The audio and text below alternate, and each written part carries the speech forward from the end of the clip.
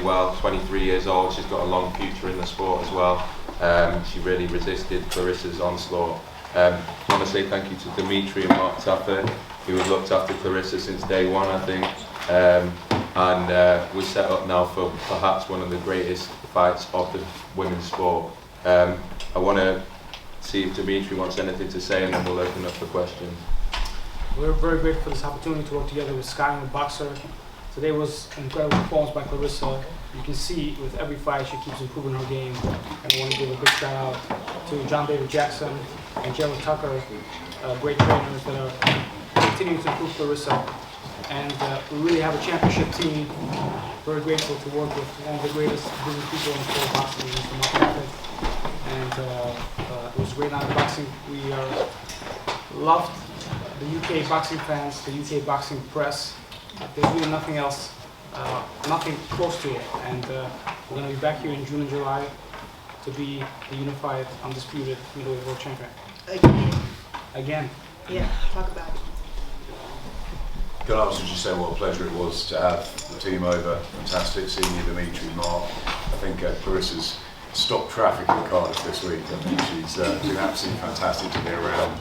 It was a wonderful performance, an absolute privilege to commentate on you up close and see your skills so close at ringside. I think that the fight with Savannah Marshall is going to be one of the great events this year. Obviously we saw some spice at the end of it, and it all adds up into what should be a mouth-watering match, and something that Ben and I have been really keen on for a long time. So. Any questions? If not, Claressa, maybe say a few words.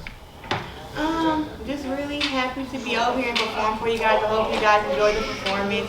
It was a 10-round shutout. I did everything I could to get Ema Kozin out there, but when we have an opponent who has, 4 to 5 months to get ready for you, and she's conditioned, she's trained, I still was able to go out there and win every round, break her down with the body shots. And I thought rounds 5, 6, and 7 that she was about to either give up, or her coach was going to throw in a towel, or the ref was going to stop it. She got checked by the doctors twice. I can only do my job, and my job is to go out there, win the rounds, hurt her. I hurt her a lot, and I was happy with my performance. And I just want to thank my coaches, Coach John and Coach GT, because up in camp we spent so much time investing and working in the body, spending so much time on the pads. Like, Claressa, you punch hard, you punch fast, but we need to break these girls down and start getting the stoppages. So we did that. I went to the body a lot. I can't wait to see the punch count, and my coaches were happy.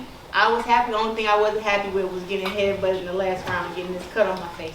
But everything else went to plan. All was good. So Claressa, is Savannah definitely next, and what's your reaction? She got to win first. Don't ask me that. He decides that. He said he knows for sure that the fight is going to happen, but I don't think he knows Savannah Marshall as good as I do. Like, honestly, we've been there plenty of tournaments together. I won gold medals at, we all know, 2 Olympic gold medals, but we don't talk about the World Championships. That is actually harder than the Olympics. Where all the countries in the world come to qualify for the Olympics. Some of the best girls get knocked out of the tournament at the World Championships. I won the 2 World Championships, 2014, 2016. Then won the Olympics again, 2012, 2016. Marshall was there. She didn't medal. Neither. So I always show up and win. I hope that Marshall do her job, because if that's what they saying is the biggest women's fight, because she got some power and a little bit of height and she can do what she gonna do, I'm gonna show them that Flint Town come put the beat down wherever. And she gonna get it just like Ema Kozin got it, even worse, because I don't like her. Yeah, so you exchange with her after the fight. Yeah, she's so disrespectful. And then I don't have a problem with you, you know what I'm saying? But don't sit there talking about some, Claressa, you call yourself the globe, but we have Savannah Marshall. The accomplishments don't compare. I wanted to let the girl borrow a belt. Why you walking up here with no belts when I got 5, 6 belts? No, she don't even know how to be a world champion. A champion never leave their belts at home, especially when they finna face off with another champion. But it would have looked embarrassing anyway. You showing up with 1 belt, talking stuff, no Olympic gold medals, 1 weight class, 1 belt. Please, quit playing with me. I don't even play like that. And everybody consider me the GOAT. The only one who don't is probably Ben and Savannah. And that's a personal problem with them. But that's okay, because I came here to prove it. So we ain't got a job to do, promote the fight, but I just have a hard time taking disrespect from people. It's just not how I was raised. I wasn't raised like that, you know, like if I would have came to a fight with Savannah Marshall, I would have called her out. But, you know, talking about wiping the floor and this and that, I haven't been impressed with any of Savannah Marshall's fights. She fight 147 pounders and knocking them out, and they getting a week's notice and 3 days notice. When you actually fighting against the top, them girls don't just lay down. I'm sorry, they don't. But she saw it today what she needs to get back in the gym and work on, so hopefully she do it, and this fight can be, you know, competitive as they think it's going to be. Claressa, is it becoming personal for you because of her behaviour towards you? Because it seemed to be as if there was, you know, a competitive rivalry, but there was respect, whereas now it seemed to... You know, I think that them giving her easy opponents and her getting a few knockouts have really fed her ego the wrong way. Like, she doesn't know how to be a world champion, I guess. But it's like the disrespect comes from her trying to say that I have all of this and in 3 weight classes and 12 world titles and I've done everything, but it wouldn't have been able to get done if I would have ran into her. It's like, well, why didn't you do it? I think she turned pro a week after I turned pro, and she was signed with Floyd Mayweather first. So when you get a chance to be signed with Floyd Mayweather, the reason that it didn't work out because she didn't want to fight the best fighters. I can fight the best fighters in 3 different weight classes and come out on top. That's why I'm on the side of your town. I'm here in the UK to fight her. So, and then she said I went to MMA to run from her. Like, she makes it seem like everything I do in my life is to avoid her. It's like I went to MMA because I'm top dog. Like, I'm in great shape. I'm 26 years old. I can do MMA and boxing. I can win in MMA. I can defend my titles and win in boxing. But it don't have nothing to do with you. You know, like, we made an offer to fight Savannah Marshall when I was champ at 168. She didn't want it. But I'm happy her confidence is up the roof because I'm just going to beat the confidence out of her as soon as June comes. So let me just give me 1 second. If you're the best and you know it, you don't disrespect anybody or anything. Now, if someone pokes you, of course, no one's going to take it and not fight back. Don't poke the bear. But you don't, exactly, don't poke the bear. But if you're the best and you know it, you don't disrespect. So disrespect is a sign of weakness. Thank For you. sure. Thank you. Sign I'm of not saying weakness. It is a sign of weakness. Well done on the performance tonight. When you came sort of nose to nose with Savannah after the fight, did you sense conviction in her that she can actually beat you, or do you think she... I sensed sarcasm. That's what I said. I didn't sense nothing serious about it. It was sarcasm. It was like, I'm going to say all this because these people are here, but I don't really feel this. That's what I felt. And I have a great sense of when I sense people energy. She's not scared, but she know damn well she was lying to herself. And guess what? I know she's lying too, but that's why I'm here. That's why I'm here. And you know what? It is going to be a big fight because she may do have some punching power. But as you've seen tonight, could Ema Kozin hit me? So that's the difference right there. It's the difference in skill, in speed, in power, in IQ. And we're going to see if she got all that because she's going to have all of it to beat me and some punching power. She's going to need all that. Just because she coming to the ring with a little bit more height and probably a little bit more bigger, she cutting from 180 pounds, 190, cool. But that don't mean that she gonna beat me. It don't mean that, and she know that. She got a bigger test in front of her than she thinks. Big test. She better go train with Tyson Fury. She better get in the gym with the best of them because if she comes slacking with me, please, Ben gonna be kissing my feet after. Look, I think you can't argue with Claressa's resume. I think the thing with Savannah is she's just coming into prime now.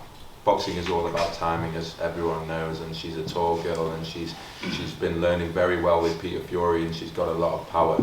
And I think she's going to be hitting Claressa the fight at the perfect time for her, the perfect time of her career. Don't matter if she other people. I think we're going to see. I don't know if you've watched Savannah's recent fights, but Well, 147 pounders, we watched them. she is a special fighter. 3 days notice, we 7 believe days notice, we watched them. she's the most talented fighter in the UK. She's the only fighter to have beat Claressa Shields. In the amateurs, talk about it. And she believes she's going to beat her again because she's a lot better than she was when she beat Claressa the first time. The thing is, she's not better. That's why she wasn't able to win the Olympics. You get better, you beat those girls. I got better. She declined. I hope she's great. Yeah. Because we want the best Savannah Marshall in the world. You know, she That's what you want. is great. To have her name mentioned alongside of mine, I give her props. Great. I promise you. But just know, Any last questions, Therese? I'm serious. In shortly. it's serious business. Hi, Claressa. You mentioned you could boil back down to 147 pounds. Yeah. Does that mean for pretty much your entire career you've been beating up bigger women? No, that means that I'm in phenomenal shape, and that hell, I just want to make history. I think going to 147 is dangerous, but to be a 4-time division world champion, I'll do it. You know, I'll do it. I think that I have a great team. I have a great nutritionist, perfecting athletes, and with my body frame, they say, Claressa, you can go to 147. I think I would have to cut off, you know, a butt cheek or something. But if it's for the history and I make enough money, I can go buy me a booty. So I'm willing to make history. And I really just want to fight the best, you know, and whoever they consider the best, if it's 160, 168, if it's Savannah Marshall, whoever they consider the best, I'm here. I'm not turning down no smoke, no action. Whoever want action, come knock on my door, I'm gonna open the door. What's up? She wants to make history, 5 weight divisions. You know what that means? Yeah. You got no choice. You gotta go up, you gotta go down. Yeah. Uncomfortable to the top, all the way to the top, uncomfortable all the way to the bottom, but always there. That's what she's committed to doing. Yeah. In the men's game, Canelo's talking about going all the way up to cruiserweight.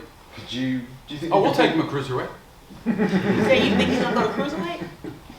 Canelo has said he would. I'm Oh. asking you, would you go even higher than light heavyweight? I'm not a big girl. I'm not. I think people see the muscles and they see the frame.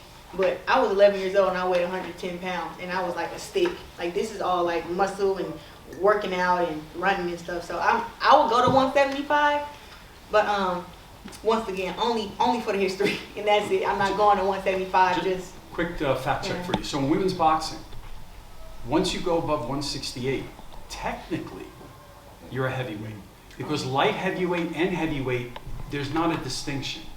I've been pushing for a distinction, and we hope there would be. The truth is, in order for that distinction to be there, we need more women of world-class caliber to create the divisions. Right now, when you get too big, it's a catch-all. So Hannah Gabriel's, Claressa fought her at, what'd you guys fight at? we fought at 60, but she was coming up from 54. 160. She's a 2-belt heavyweight champion right now. So the truth is, whether you like it or not, you're going to be fighting girls 20, 25 pounds bigger than you if you're going to win a heavyweight title. That's just what it has to be in women's boxing. Do they call it heavyweight? Yeah. I don't think I want that on my resume. I don't know. Maybe we gonna stick with 147. Maybe not unless, maybe you fight Hannah Gabriel's for the belts. Hey, but she coming in at over 175. Shit. 169 technically. Hey, That's all y'all. you gotta do. I can beat her, but y'all playing with fire with that one. We're gonna have to really get in the gym for real. Put on some, have muscle coming on my neck for that one. Okay, gents, finish up there. Thank you. We have one more question. Alrighty. One more Right. question. It's a pleasure to Oh wait, Claressa hold on, Shields, hold we have on. one more question. This representative Drake here Bell from from media Mobile has Sports. Could you real quick. identify yourself, sir? Yeah, Drake Bell from Mobile Sports. Okay. Really quick, when you say that you go from different weight class, how do you get used to being uncomfortable as far as weight? It's just being very, very strict in your diet and having that discipline. I eat very, very healthy. I'm a pescatarian. I only eat fish, vegetables, rice, brown rice. For this camp, we ate nothing but brown rice. Brown rice and vegetables and all kind of fish. We ain't eat a whole bunch of seasoning on our food. And I had a great weight cut. But that's how you do it. And like, after being disciplined for 7-8 weeks, it's like the last week it always mess with you. It's like the last week. Like right when you about to get on the scale and you weigh 159.4, you're like, I want to go drink a bottle of water right now. And you got to get on the scale in 10 minutes. But it takes that discipline to be like, stay away from the water, just sit here and stay disciplined. But I think it's the eating healthy, it's the working out, and it's to just no drinking and no smoking. So no alcohol and no smoking. And I think no that sex, my body right? is, yeah, I haven't had sex in 3 weeks. Oh my God, I can't wait to get out of here. Oh my goodness, like We was all thinking it. the obedience for this camp has been, tremendous. Did you say no seasoning? On my food, Yeah. yeah, no seasoning. Well, that's worse than missing the sex, I think. I don't know. I think I would take the other one over there, but I hear you. I I hear you. We'll get Thank you. All righty. Cheers, guys. Gotta slice it up a little bit.